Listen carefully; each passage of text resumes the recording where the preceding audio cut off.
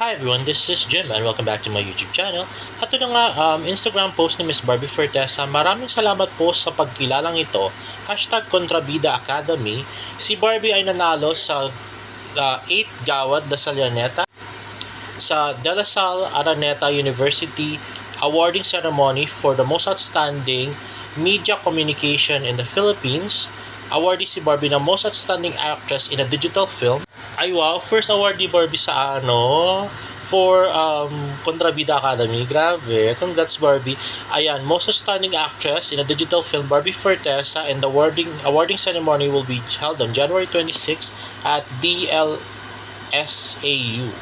Ayan na nga, post ng Gawad La Sallaneta presenting the 8th Gawad La Sallaneta Most Outstanding Actress in the Digital Film awardee Barbie Fortesa. She will receive her award on January 26 at De La Salle Araneta University. Gawad La Sallaneta at DLSAU awardee ceremony for the most outstanding media communicators in the Philippines.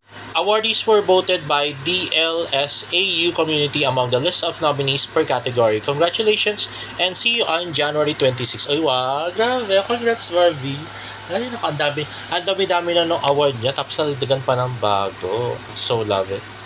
At nagsa ay post ng Abante Tonight, Barbie Fortesa, babuna ba kay David Licauco? Ayan si Joanne Pinotti pala yung nag-post yung nag-repost nito sa kanyang Facebook. Sabi, babuna raw ang Team Barda sa 2026. Say ng Abante Tonight.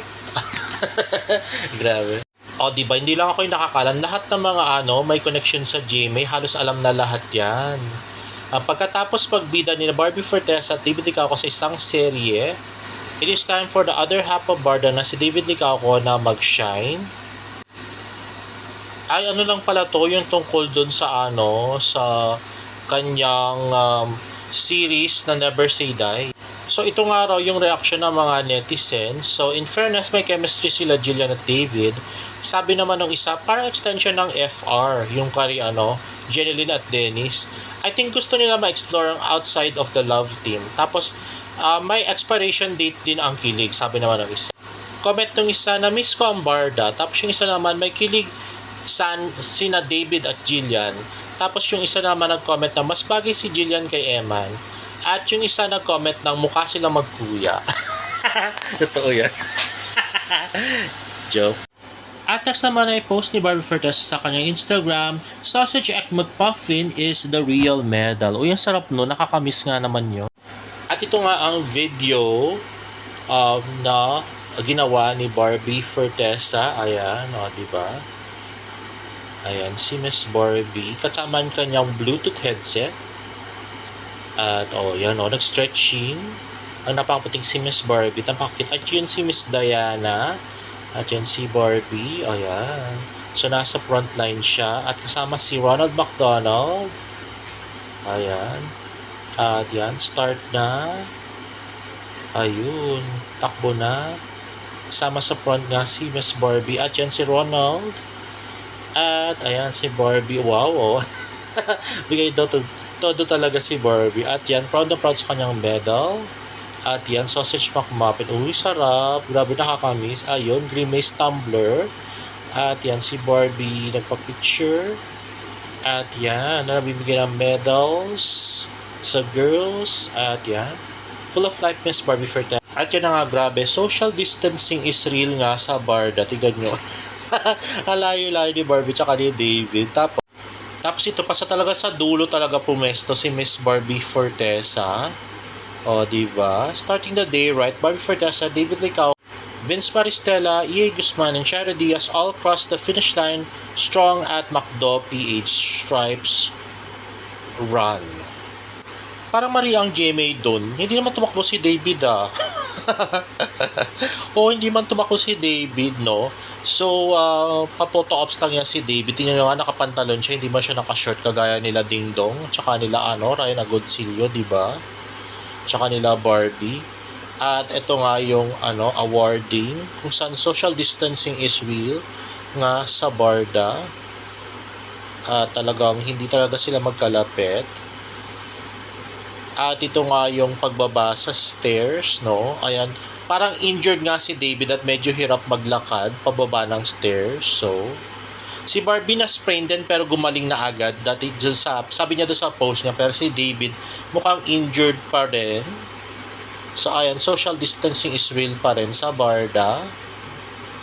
Talagang hindi sila magkatiket at mukhang hindi nga rin nag-uusap. So ano yung sabi nila?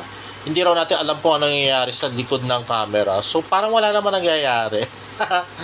At ito nga yung short interview ni Rocky Batara. It's been a while, David Licauco, and now sa running event naman tayo. David, Rocky. Rocky, kumusta ka na? Nakita ulit tayo Brad. Hi. Ayun, ilang kilometer mo?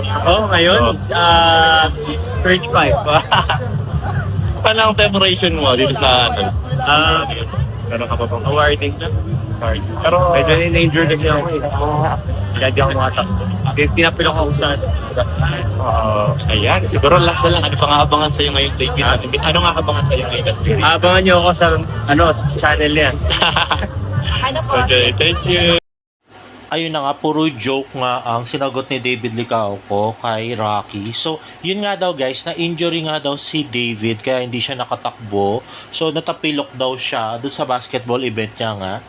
Kaya yun. So, mag-isa nga tumakbo si Barbie. At hindi pa rin sinamahan ni David. At nagsama na video ni Barbie Fortesa kung saan, ayan, parang may bodyguard si Miss Barbie Fortesa na sumama sa kanya sa pagtakbo, o di ba? Grabe. At yan na nga, si Miss Barbie, parang hindi siya lapitan ng mga fans at dumugin. At grabe nga yung mga comment ng mga dilulu, sabi, yung dalawang guard na kasama ni Barbie, yan din yung dalawang kasama ni David, yung pauwi na sila, kausap niya, habang pa-picture sa fans. At yung sabi naman nung isa daw, dilulu, wow, may bodyguard si Barbie, ang bait talaga ni David, love na love niya si bibi niya. And another comment ng dilulu, alam na this, bakit may bodyguard, tapos puro heart pa siya. At may paliwanag nga dyan si Miss Barbie Fortesa kung bakit meron siya mga kasamang bodyguard. Let's watch this, galing sa YouTube channel Orange Magazine TV. Hi everyone, I'm Barbie Forteza and I just ran 10K for McDonald's Stripes Run. And ang experience ko, I felt very safe kasi I ran with two of the strongest member of Philippine Army. Grabe, first time ko tumakbo na may kasamang ganong kapopoging mga members na ating Philippine Army. And ayun, I felt very safe kasi yung mga medyo wala ng kulay na mga humps, may ilaw, and then may mga tao, may mga staff to remind na be careful, ganyan. Tapos siniilawan nila yung mga madidilim na daan kasi we started 4 a.m. So definitely madidilim pa talaga yung daan.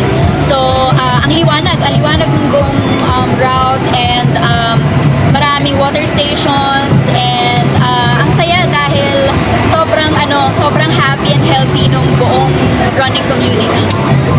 Special occasions like my birthday or graduation and all that, I always make sure to ask my parents if we could celebrate at McDonald's. And now it's gone full circle because now I am representing McDonald's, my favorite brand. Everyone, I'm Barbie Forteza. So ngayon, December 2025. Pero ngayon pa lang, iniimbitahan at inaangayakan ko po kayong sumali sa McDonald's Stripes Run sa 2026. Dito tayo ulit, magkita-kita tayo ulit. Tara, ready tayo. Thanks. At yun na nga, si Miss Barbie Fortesa. So sana nga hanggang 2026 hanggang 2027 ay endorser pa rin ng McDo si Miss Barbie Fortesa at makasama pa rin siya sa fun run. At nagsa-post ng official Juday, bright and early, Judy Ann Santos at McDonald's Stripes Run 2025.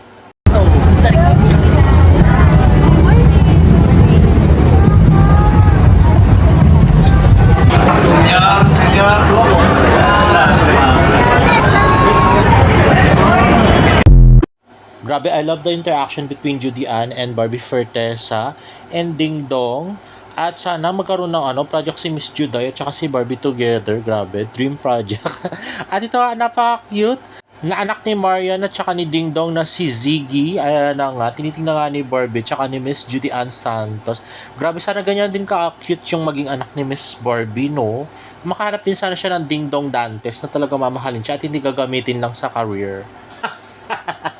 Ayan nga, interaction ni Miss Barbie at saka ni Miss Judy Ann Santos. At ito naman ang overprotective na si Miss Diane na matagal ng handler ni Miss Barbie Fortesa. At next naman, sino kaya ang mystery girl na kasama ni David Licauco sa pag-uwi after ng fun run, 'di ba? Yung nakaangkas sa kanya sakyan. Bye.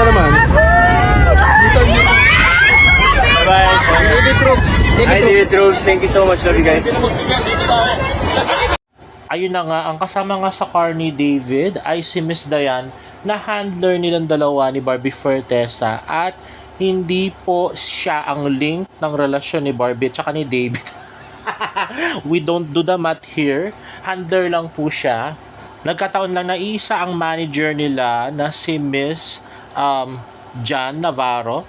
At nagkataon din na wala na po kasi sa Sparkle si Miss Isabel Bulatao na handler dati ni David. At next naman ay Christmas plans ng Barda. Let's watch this. Spending the holidays din with the family ang peg ni David Licauco. At this time, sa Pilipinas sila magpapasko. I'm just going to Balisin with the family. May niready na rin daw siyang gift sa kanyang pamangkin. Ayun na nga, so magbabalisin daw si David with the family this Christmas season. Pero bago kaya mag-Christmas season, ano kayang gagawin ni David? So actually nga, maaga nga nagbakasyon si Kenzie papunta ng Japan. So, di ba nga maaga nga yung Christmas party ng Sobra Cafe? So, I think maaga magbabakasyon si David. Pero palagay ko hindi naman niya isi-spend yung 3 weeks niya sa di ba? Sa Balisin. Baka may iba pa siyang puntahan. At hindi naman siguro agahan yung Christmas party ng Sobra Cafe for nothing, di ba? November pa lang nag-Christmas party na sila. At yun na nga, yung pinsan ni David na si Simon ay kasama na ang kapatid ni David na si Jean sa Melbourne. So isa pa yan na tinitignan natin kung susunod ba si David doon or talagang balisin lang ba talaga siya, di ba?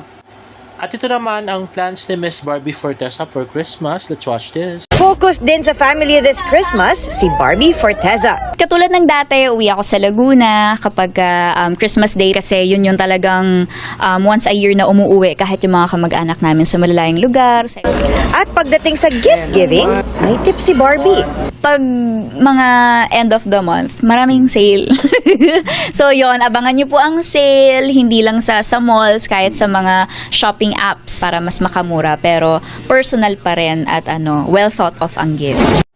Para mas inaabangan ko pa yung 12/12 sale ng Shopee tsaka Lazada kasi kesa dun sa end of month sale na yan, Barbie. Anyway, next naman ay si Barbie Fortesa, binati lahat ng Showtime hosts. Ayan na nga, at parang mayora nga si Miss Barbie Fortesa na lahat nga ng Showtime hosts ay kinumusta at ginalaman, no? At yan na nga si Miss Vice Ganda na talagang todo sayaw sa harap. Ayan, pati si Teddy, di ba? Ginalamano ni Barbie. At yan na nga, so beso all the way si Miss Barbie Fortesa. At next ay post ni Mommy Jane, see you next week. Sa'yo, my love, Barbie Fortesa, magkikita na naman tayo. Makikita ko na naman yung taong walang kaarte-arte na para bang di artista. Ayan, napaka-cute na si Barbie. Grabe, let's watch. At yan na nga, nag-open siya sabi, ay wow.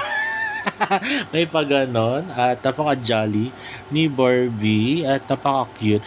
And there you have it, guys. If you like this video, please give it a thumbs up. And please subscribe to my YouTube channel for more Barda updates in my next vlog. Bye!